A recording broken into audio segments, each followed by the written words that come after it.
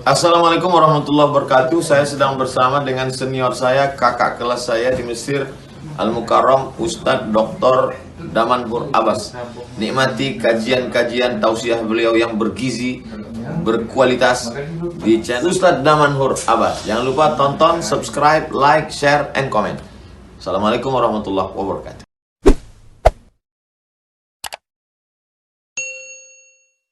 السلام عليكم ورحمة الله وبركاته. الحمد لله بنعمته تتم الصالحات.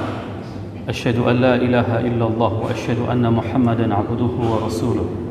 اللهم صل على سيدنا محمد النبي الأمي وعلى أزواجه أمهات المؤمنين وذرياته وآل بيته وأصحابه أجمعين. رب اشرح لي صدري ويسر لي أمري واحلل عقدة من لساني يفقه قولي أما بعد. Hadirin jemaah Jumat yang dirahmati Allah, marilah senantiasa kita panjatkan puji dan syukur kepada Allah yang telah memberikan nikmat iman kepada kita sehingga kita dapat melangkahkan kaki kita untuk melaksanakan salat Jumat. Ini merupakan salah satu nikmat yang masih Allah berikan kepada kita pada saat waktu yang bersamaan pula. Masih banyak di antara saudara-saudara kita pada saat mereka mendengarkan suara panggilan azan, akan tetapi mereka lebih memilih untuk berdiam diri di luar, tidak memasuki ke tempat yang penuh dengan keberkahan ini. Terkadang Allah memberikan kenikmatan dunia kepada saudara-saudara kita, akan tetapi kenikmatan halawatul iman itu tidak diberikan sebagaimana yang kita rasakan pada siang yang berbahagia ini. Salawat dan salam mari sama-sama kita panjatkan kepada junjungan kita Nabi besar Muhammad sallallahu alaihi wasallam yang telah mengajarkan segala aspek tatanan kehidupan kita, termasuk Rasul mengajarkan kepada kita umatnya untuk memperbanyak berselawat kepada baginda Rasulullah sallallahu alaihi wasallam pada hari yang dinamakan dengan hari Sayyidul Ayyam. Hari Jumat merupakan penghulu dari sekian hari. Rasul mengajarkan kepada kita untuk memperbanyak berselawat kepadanya. Agar apa?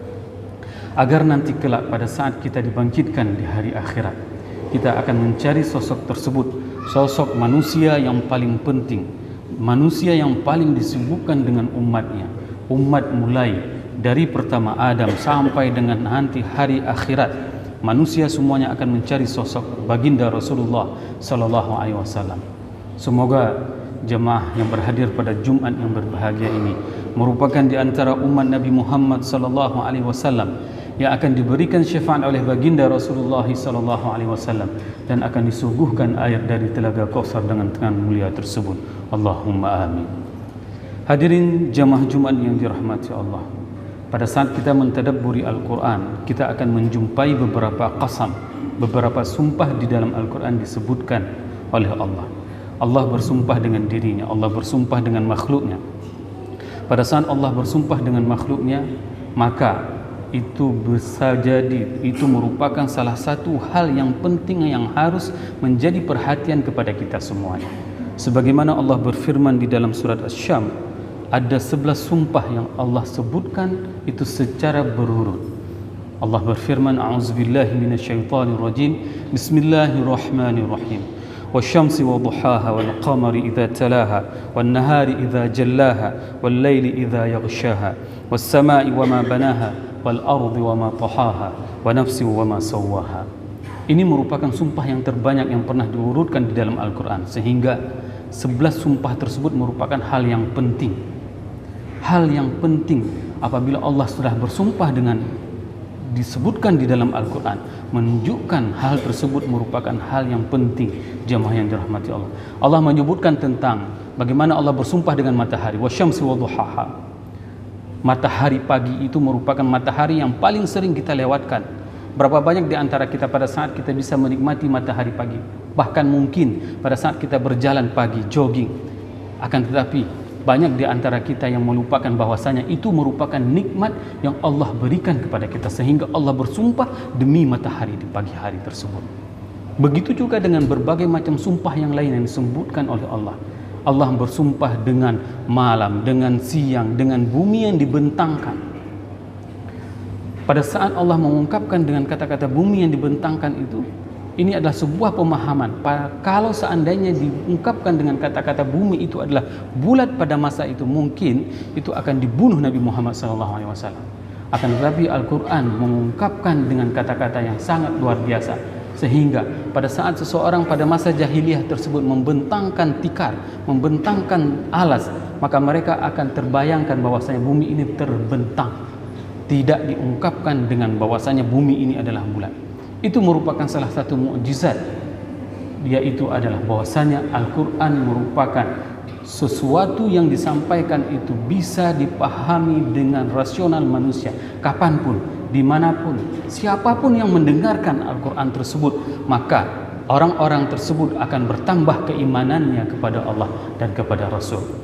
Namun hal yang paling menarik adalah jemaah yang dirahmati Allah, pada saat Allah bersumpah dengan makhluknya, Allah tidak pernah bersumpah dengan manusia, kecuali Allah bersumpah tentang kehidupan satu-satunya manusia di atas muka bumi ini, yaitu tentang kehidupan Rasulullah sallallahu alaihi wasallam. Sebagaimana Allah berfirman di dalam surat Al-Hijr ayat 72 yang berbunyi, A'udzubillahi minasyaitonir rajim. Bismillahirrahmanirrahim. La'amruka innahum lafi sakratihim ya'mahun. Demi Allah, bahwasanya kehidupanmu wahai Muhammad, innahum lafi sakratihim ya'mahun, bahwasanya siapapun yang tidak mau menjadikan kehidupanmu itu sebagai pedoman hidupnya, maka mereka itu adalah seperti orang yang mabuk dan orang yang terpontang-panting, orang yang hoyong berjalan, wahum ya'mahun, dan mereka itu adalah orang-orang yang dalam keadaan gelap gulita. Ini merupakan satu-satunya sumpah Allah terhadap kehidupan manusia. Pada saat yang lain kita sering menjumpai Allah bersumpah dengan matahari, bulan, bersumpah dengan tanaman-tanaman, wattini wazzaitun. Allah bersumpah dengan segala makhluknya. Namun di sini menunjukkan bahwasanya ini menjadi pelajaran penting kepada kita semuanya untuk bisa menjadikan kehidupan Rasulullah sallallahu alaihi wasallam itu adalah sebagai role model kepada kehidupan kita. Kalau tidak, maka kita akan menemukan kehidupan manusia itu, yaitu adalah kehidupan yang akan terpontang-panting, akan sempoyongan, dan mereka itu akan terjadi kegelapan, tidak tahu arah mengarahnya kemana. Lihatlah betapa banyak orang yang dinilai sukses di dalam tatanan kehidupan di dunia ini. Mereka mempunyai uang jutaan miliar US dollar, akan tetapi ujung dari kehidupannya itu adalah mereka harus membunuh diri mereka. Kenapa? Dikarenakan mereka tidak mempunyai konsep kehidupan sebagaimana yang dicontohkan oleh baginda Rasulullah sallallahu alaihi wasallam. Kenapa Allah memilih Rasulullah sallallahu alaihi wasallam? Dikarenakan Allah sendiri yang mengatakan di dalam surat Al-Mulk ayat 14 yang berbunyi, A'udzubillahi minasyaitonir rajim. Bismillahirrahmanirrahim. Ala ya'lamu man khalaq wa huwal latiful khabir. Bukankah Allah yang Maha menciptakan, dan beliau dan Allah lah yang Maha mengetahui, Maha lembut terhadap ciptaan-ciptaannya. Maka pada saat Allah memilih Nabi Muhammad sallallahu alaihi wasallam itu adalah sebagai pedoman kehidupan kita, maka kita harus menjadikan Nabi Muhammad itu adalah sebagai pedoman hidup kita. Allah menjadikan Nabi Muhammad sebagai pedoman hidup dikarenakan standarisasi kemuliaannya itu adalah dikarenakan penilaian dari Allah sendiri. Allah yang mengatakan di dalam surat Al-Qalam ayat 4 yang berbunyi, A'udzubillahi minasyaitonir rajim. Bismillahirrahmanirrahim. Wa innaka la'ala khuluqin 'azim. Sesungguhnya engkau Muhammad mempunyai budi pekerti yang luhur. Ini pujian tersebut bukanlah datangnya dari manusia, akan tetapi pujian tersebut datangnya dari Rabbnya manusia. Pujian tentang bagaimana keistimewaan akhlak baginda Rasulullah SAW itu datangnya dari Allah. Standarisasi mulia baiknya akhlak Nabi Muhammad itu adalah dari Allah. Manusia hari ini berapa banyak pada saat seseorang itu mempunyai jabatan, maka dia akan selalu menyanjung pimpinannya. Begitu pimpinannya tidak lagi menjabat sebagai pimpinan, maka dia tidak akan pernah lagi menyanjung orang tersebut. Karena apa? Karena standarisasi manusia itu adalah sementara. Pada saat dia mempunyai kepentingan terhadap dirinya, maka dia akan memuji orang tersebut. Tapi lihatlah bagaimana standarisasi yang diberikan, yang dilabeling oleh Allah kepada Nabi Muhammad SAW. kemuliaan tersebut diberikan oleh Allah kepada baginda Rasulullah sallallahu alaihi wasallam. Lihatlah bagaimana perjalanan Rasulullah sallallahu alaihi wasallam di dalam sebuah hadis yang diriwayatkan oleh Ibnu Abi Dunya, di mana Allah pada saat nanti kita dibangkitkan nanti di hari akhirat, pada saat itu Allah memberikan semua otoritas, Allah memberikan dan menyerahkan otoritas itu kepada Nabi Muhammad sallallahu alaihi wasallam. Allah berfirman, "Atuhibbu an aj'ala amra ummatik ilai?" Aku menginginkan wahai Muhammad akan kuberikan segala urusan umatmu kepadamu. Bayangkan, pada saat semua manusia dibangkitkan hari itu, Allah menawarkan otoritas untuk memperlakukan umatnya kepada Nabi Muhammad sallallahu alaihi wasallam. Tapi lihatlah bagaimana Rasulullah sallallahu alaihi wasallam menjawab terhadap pemberian yang diberikan oleh Allah tersebut. Maka Rasul menjawab, "La ya Rabbi, tidak wahai Tuhanku, aku tidak akan menerima otoritas tersebut. Dikarenakan apa? Anta khairun lahum, karena engkau itu jauh lebih baik kepada umatku wahai Allah."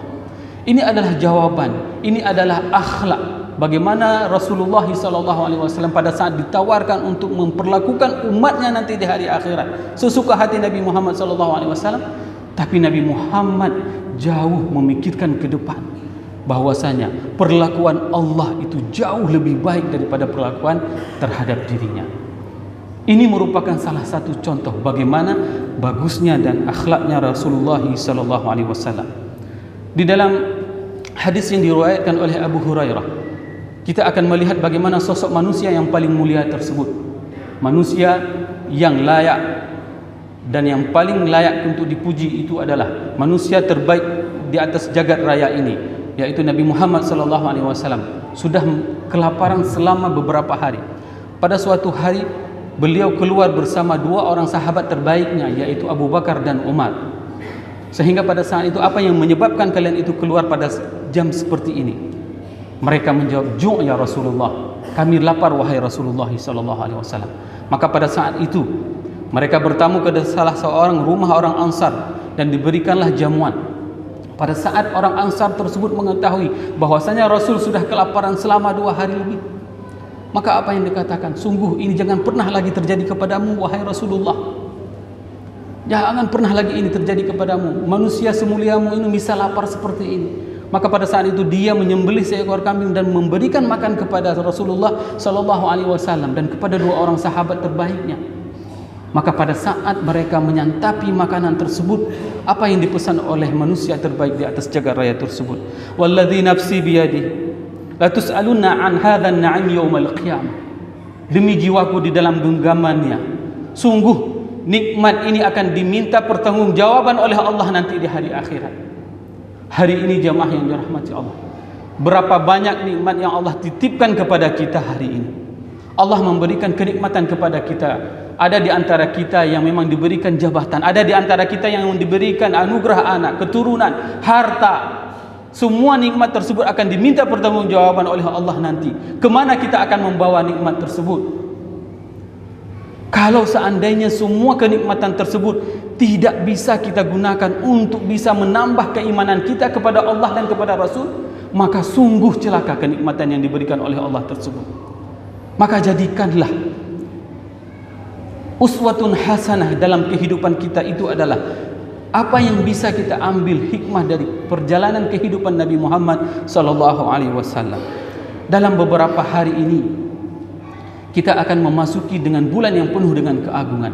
Belajarlah bagaimana Rasulullah SAW memperlakukan bulan Ramadan tersebut. Sebagaimana diriwayatkan di dalam Sahih Bukhari dan Muslim, bahwasanya Rasulullah SAW menjelang 2 tahun sebelum meninggal, sebelum wafat, beliau beriktikaf di masjidnya selama 20 hari, tidak keluar-keluar. Ini yang dilakukan oleh Rasulullah SAW. 2 tahun sebelum meninggal beliau beriktikaf, tidak keluar dari masjid selama 20 hari. Dan biasanya Rasulullah SAW itu beriktikaf 10 hari. 10 akhir Ramadan itu Rasul sudah tidak keluar lagi dari rumah, sudah tidak keluar lagi dari masjid. Ini merupakan salah satu amalan yang membuat hari ini kita paling sering kita tinggalkan. Namun bersyukurlah ada di antara saudara-saudara kita pada saat dia mengetahui tentang bagaimana dahsyatnya 10 akhir Ramadan, maka dia mempersiapkannya 1 tahun. Dia tidak akan mengambil cuti kerjanya, akan tetapi dia akan menghabiskan cuti kerjanya hanya untuk menikmati 10 akhir Ramadan. Kalau jamaah pernah melaksanakan umrah ataupun haji, di Masjid Nabawi itu ada tertulis di salah satu tiang pojok sebelah kanan Masjid Nabawi itu ada Ustuwanatus Sarir. Tiang tersebut adalah tiang di mana Rasulullah SAW tidur malam. Itu adalah kasurnya. Di mana beliau tidur? Beliau tidur di pohon kurma. Bayangkan, manusia yang paling mulia di atas jagat raya itu tidak tidur di atas kasur empuk. Di 10 terakhir beliau itu hanya tidur di Ustuwanah tersebut, di tiang tersebut.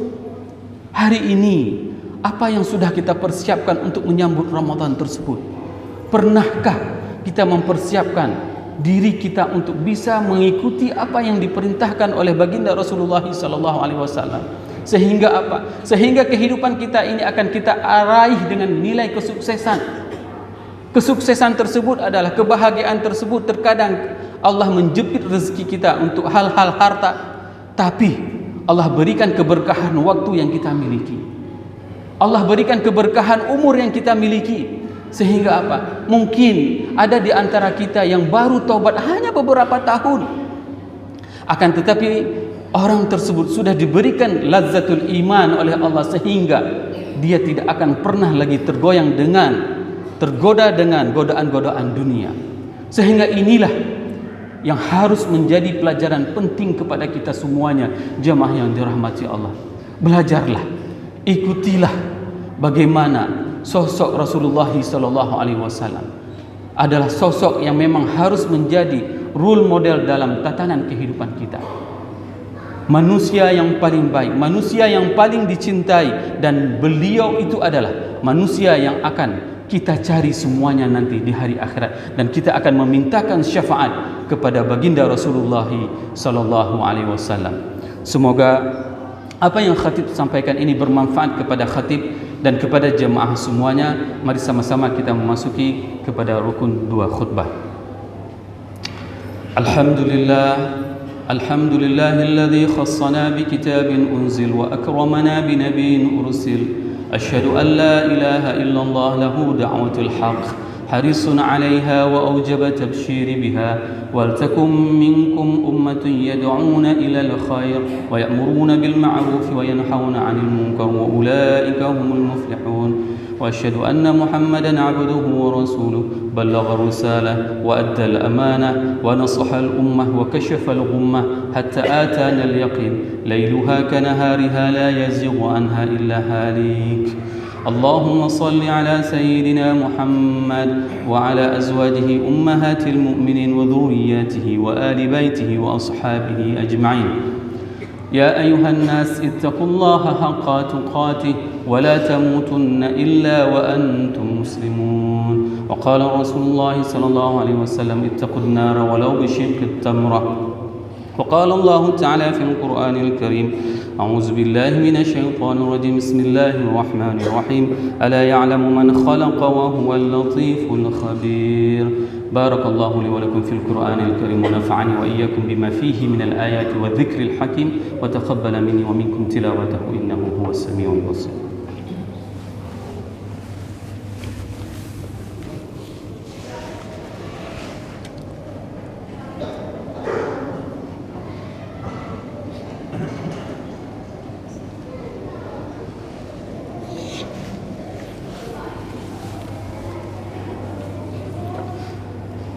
الحمد لله غافر الذنب وقابل التوب شديد العقاب لا إله إلا الله. أشهد أن لا إله إلا الله وأشهد أن محمدا عبده ورسوله. اللهم صل على سيدنا محمد وعلى آله وأصحابه أجمعين. يا أيها الناس اتقوا الله حق تقاته ولا تموتن إلا وأنتم مسلمون. وقال الله تعالى في القرآن الكريم إن الله وملائكته يصلون على النبي يا أيها الذين آمنوا صلوا عليه وسلموا تسليما. اللهم اغفر المسلمين والمسلمات والمؤمنين والمؤمنات الأحياء منهم والأموات إنك سميع قريب مجيب دعوات ويا قاضي الحاجات. ربنا لا تؤاخذنا إن نسينا أو أخطأنا.